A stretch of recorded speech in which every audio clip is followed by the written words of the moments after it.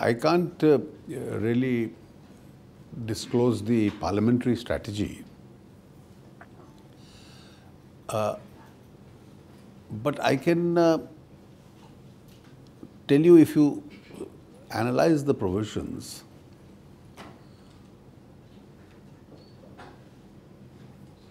one, when the UPA drafted the 2013 bill, they left out 13 areas which they said are exempted areas. And on those exempted areas, the procedural parts, which is part 2, part 3, will not apply, which is the SIA and the food security aspect won't apply. Now, when they drafted this bill, I think it's one of the shabbiest bills ever drafted. It has almost 50 drafting errors. A lot of them are being corrected under that provision which you have in every bill, correction of errors and those instructions that you do, and etc. And then there are a lot of, I think it's oversight issues also.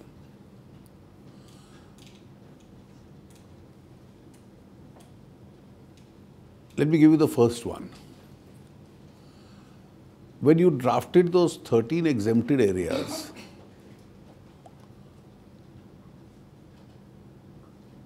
you left out national security. It's completely clearly an oversight. Now you need land for national security. You need land for your nuclear installations, you need it for army cantonments, you need it for naval bases, you need it for air force bases. And a large part of this user, you cannot even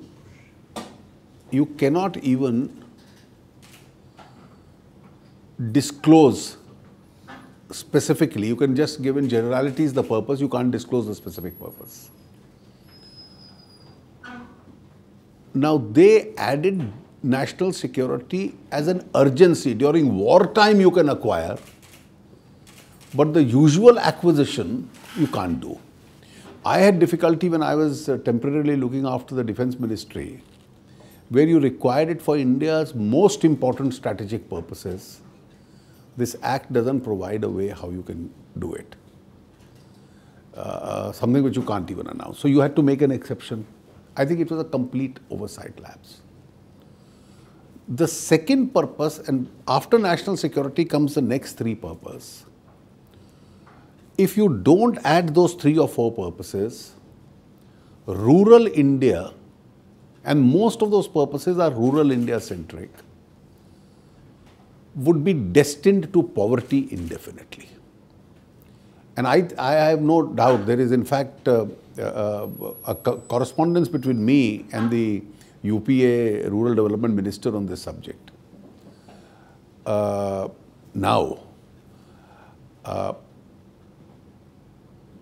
For instance, take the second purpose, creation of rural infrastructure. Now for rural infrastructure, if India has to grow, the first thing you have to put your money is into rural infrastructure, and I'll simply say 3 things. 1, rural roads, Pradhan Mantri Gram Sadak Yojana. 2, irrigation. 3, rural electrification. These are the first 3 things which have to be done in rural infrastructure. There is no straightforward method of acquiring land, getting land for that purpose. You may need little land for that purpose, but every village has to have some contribution. Now, when this issue came up in 2013,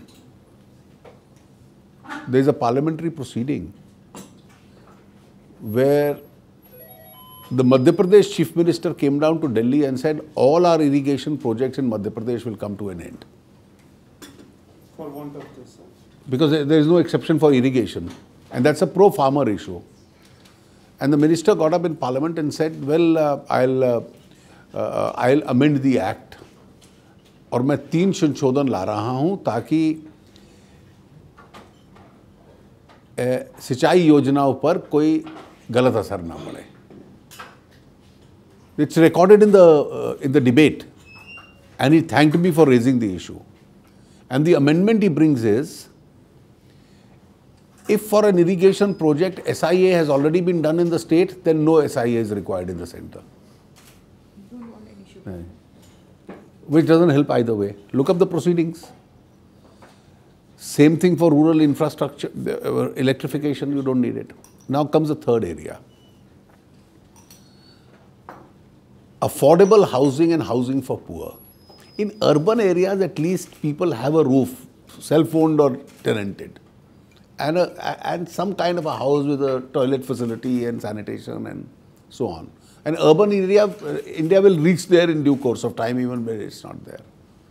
It's rural India where people are without any adequate housing, still living in temporary houses or and the mass migration which is taking place from rural India to suburban areas, and people are becoming more aspirational. You'll need affordable housing for the poor.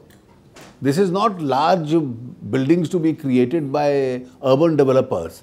This is only affordable housing. You say, I won't allow land for that purpose. Now, that is not going to be affordable housing for the poor, is not going to be built up by any builder. It's going to be predominantly state, or state will add it up with some scheme and then ask, well, I'll give you permission to convert land provided you build so many houses. Those kind of schemes. There is no affordability for housing. Then you come to infrastructure. There is no provision.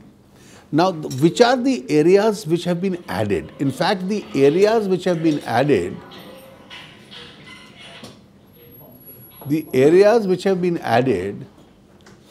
are far more important than a number of those areas which are in those list of 13. So 13 has become 18.